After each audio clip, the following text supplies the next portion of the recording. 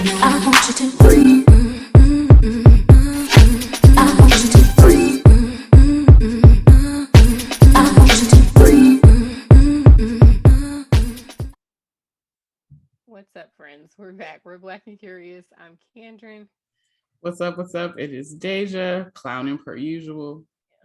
Yes. And if you've never been here before, welcome. We do a cross section between pop culture and real life. So, yeah, today's our topic is burnout, and this is going to be the start of a series. Yes. So on to the serious stuff. I didn't even know where to start with this conversation. There's so much, just so very much.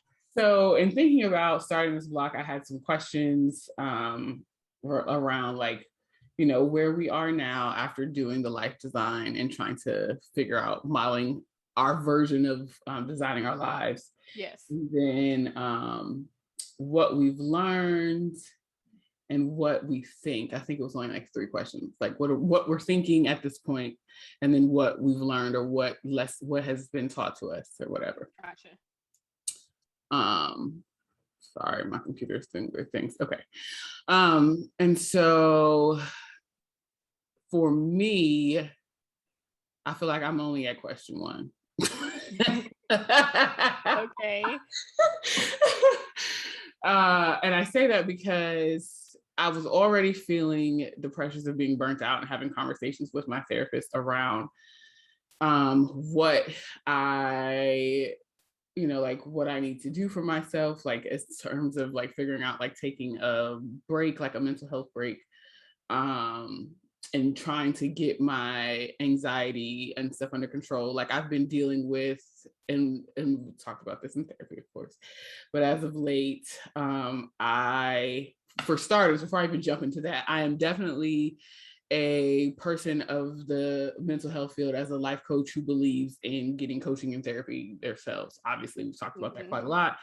And so for me at this time, I just had to come to the realization that I am someone who suffers with high functioning depression from time to time and definitely anxiety. I've always had a touch of generalized anxiety. And then my therapist was saying, I feel like it might not even be so much of a high functioning depression as more of it being situational depression because of all the things that were going on. And so I agree to that. But I say that for me, I believe that it's more high functioning because I am someone that will keep going and go until, like even I'm running on fumes, keep going, which is what happened. And in the midst of also doing that, I am someone who will set aside my own like mental health and whatever shit I got going on to be there either for my clients or for like friends and family. Fortunately, I've not had a whole lot of clientele as of late, which is good because I need to get my own stuff together. But like I still have family that relies on me or like friends that will reach out and want to have conversation. And while I am good at boundary setting, I think I've become so good at the boundary setting piece of it that I kind of forgot about just kind of like self-care in the sense of like knowing when my cup was running low and having the wherewithal to be like, you know what, I can't do this right now. I think that for where I am currently, I made jokes about it in the start of our season 2 where I'm just like, child, your girl nearly lost her mind. Like not funny, but funny in the sense of like I am very hard-headed for the fact that, like I said, I have what I believe is like high functioning depression. I will know when I need to sit down and that I'm completely tapped out and burnt out, but I will still continue to try to thrive till I get to a point where I feel like, okay, I can set down some of these responsibilities and then just go ahead and take care of myself. In this instance, that's what I was attempting to do, and then I had some tragedies. So I right now am in the stage of taking a break and trying to feel out what that looks like. Like I talked to Ken the other day, and she was just like, "Go paint, like do something else," because I was still doing like I was researching and looking at all this other stuff, and I think those are markers of my like anxiety, and I just do it. It's natural, so I'm just like, so I'm in the middle of it at this point. What about you? So I actually I think that I am very high functioning just in general. There have been times where I was not recently, but in the past, there have been times where I was like very, very, very depressed, like going home and crying for hours and not eating and barely doing dishes and like not doing dishes, not even barely, not doing my dishes, barely eating. And I just would get up and go to work the next day and I looked like nothing was wrong and I just went on about my day. Mm-hmm. So that's sort of how I am, but I was just not well. Like I just was not well. There was so much going on in the world. And this is something that I've been saying to a lot of people. It's like these corporations in particular, these jobs in particular, and just the rhetoric right now is like, oh, we're back to normal. And it's like Are people we? have suffered like No, what you mean? for in one way or the other, if even if you didn't get COVID, you maybe knew someone that did, you maybe knew someone who died, maybe you know, whatever the case may be, you might have been at home, you may have been isolated, you may have not been able to go out if you're an introvert, or I mean if you're an extrovert. You may not have been able to travel if that's your outlet. You may not have been able to do any of the things that bring you joy. And to just try to pretend like everybody's going to just go back to normal is absurd. So like I had this moment where, you know, work was just completely overwhelming me. I was having to stay up late nights to try to get my work done, but also like could not focus to save my life and like scrambling for everything. And the world was chaotic and it still is chaotic, but I live in a market where the housing market is crazy. My rent just jumped Everywhere. like a huge amount. And I just was like, I am just tired. Like literally every time I'm on the phone talking about life with anybody, I'm breaking into tears, to include my therapist, which is why I think we got to a point where it's just like, we just need to put a halt on things and maybe you'll just. So part of my process, and I did take some time off of work, part of my process was just doing things that I enjoyed and not having a bunch of judgment around what I was doing and how I was spending my time. Mm-hmm. And to be candid, part of that was taking a break here in this space because we were both like just in autopilot of recording. We weren't promoting anything properly. We were just doing the actions and it just was getting exhausting and was like we did it for a year almost Yeah. straight, where we were just like, we're just gonna push through and record. And it's just like, to what end?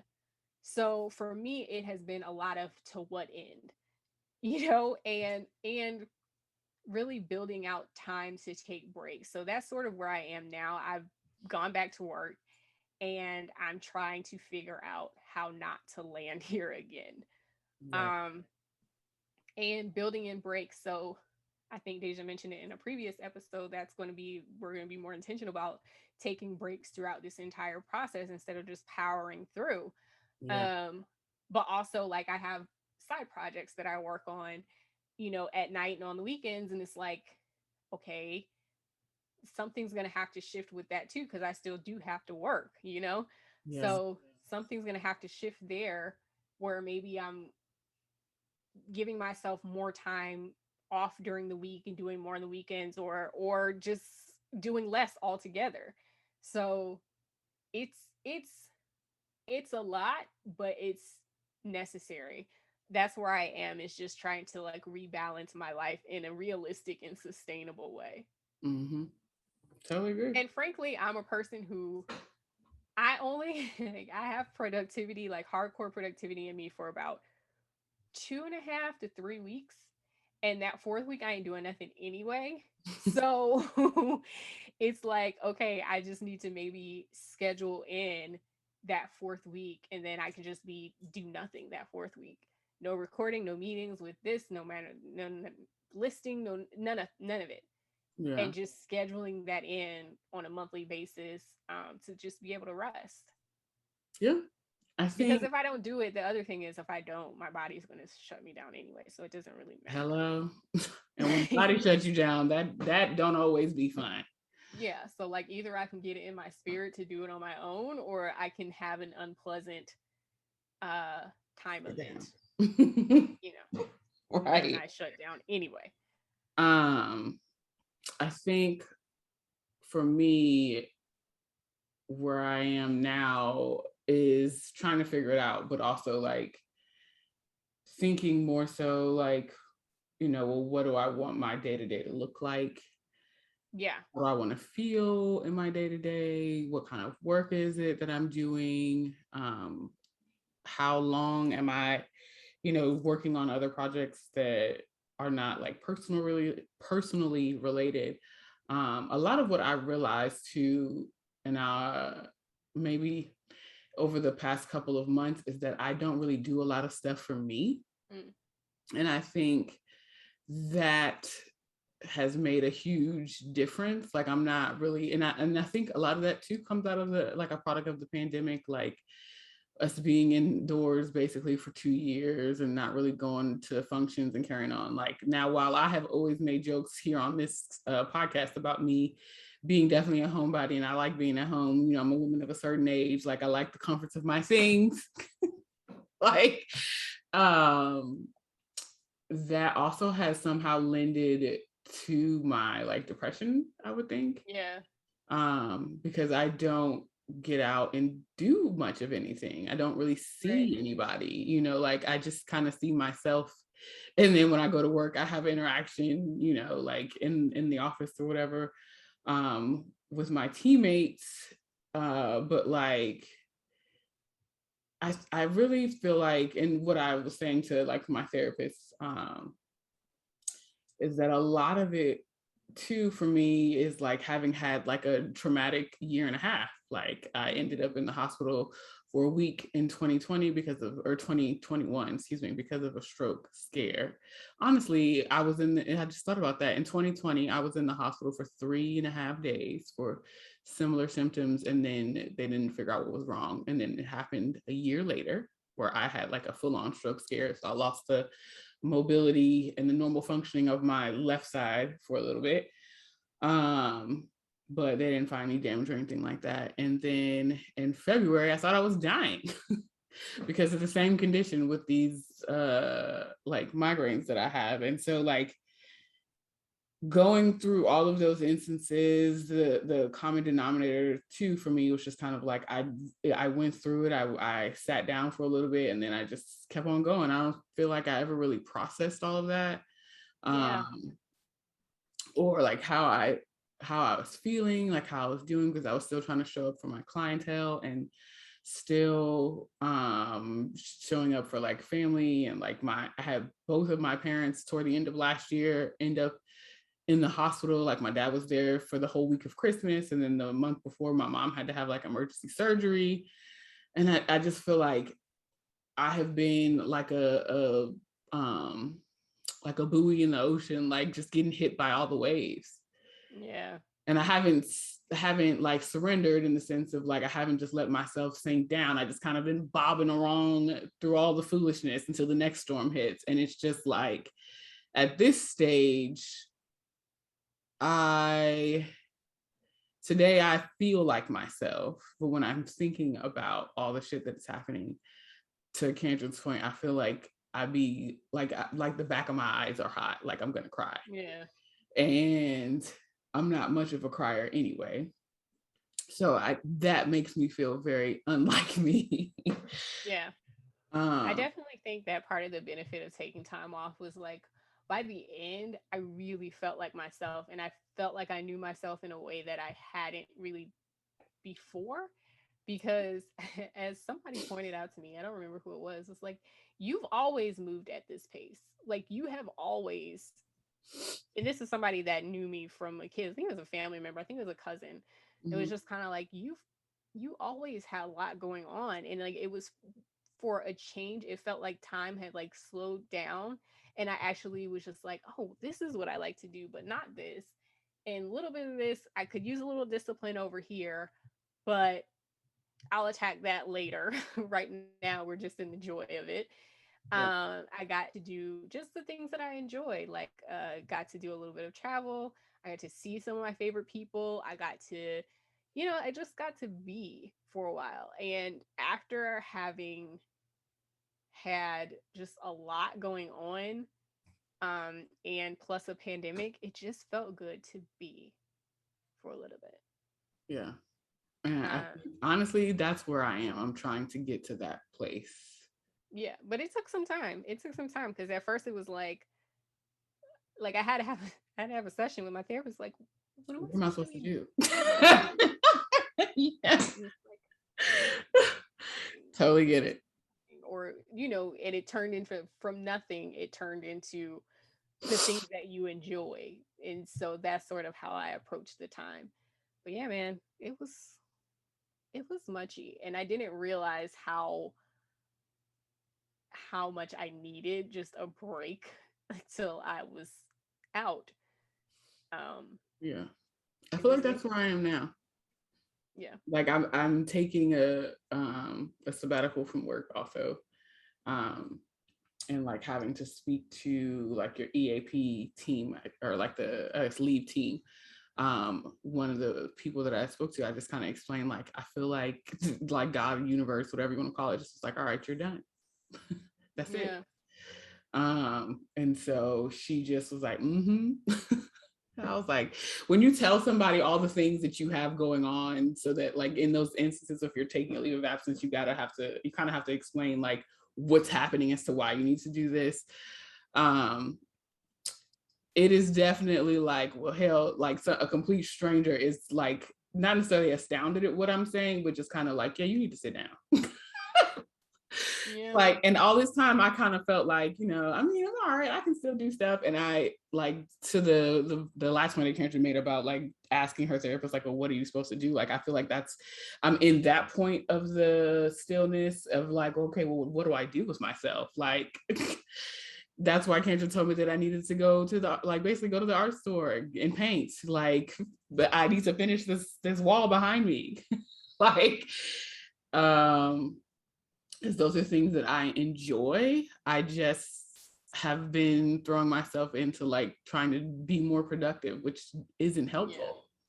Mm-mm. Not when you're already burned out. Hello, Mm-mm. these are hard behaviors to course correct. I think at least it's hard for me right now. I don't know that it's going to stay this way, but like trying to navigate what burnout is and how I got here is like probably the most eye-opening part. Yeah, for sure. Because I'm also doing at the same time, like I have been for like a little while, like a lot of emotional work and like awareness around how I show up in the world and how I care for people and the lack that I have as it relates to like similar like balance. I don't have balance in Yeah, that. balance. It's the balance. Like I have I've had a lot of time to kind of like figure out what relationships need to stay or even not stay, but how to move through them differently so that I also am not burnt out in those relationship dynamics, Sure. because that like also adds to burnout. Burnout, I would not say is just solely subjective to work environments. Like your No, of course everything not. going on in your life can lead you to this point. Yeah, of So, course. And God forbid any of that collide. You're ciao. gonna find yourself in a mess. So, anyways, we're gonna do a deep dive on, burnout and how we have coped, and we're going to do some research, of course, and give you guys resources as much as possible. And if you've had any experience with this over the course, especially of the last few years, please get down in the comments and join the conversation, child, because I feel like there's more people out there that have experienced this than have not, for one reason or the other. So drop down in the comments and let us know how you're coping, how you're doing. We want to know that you're okay. And yeah, that's it for now. Like, comment, subscribe, and we'll talk to you next time. Bye, y'all.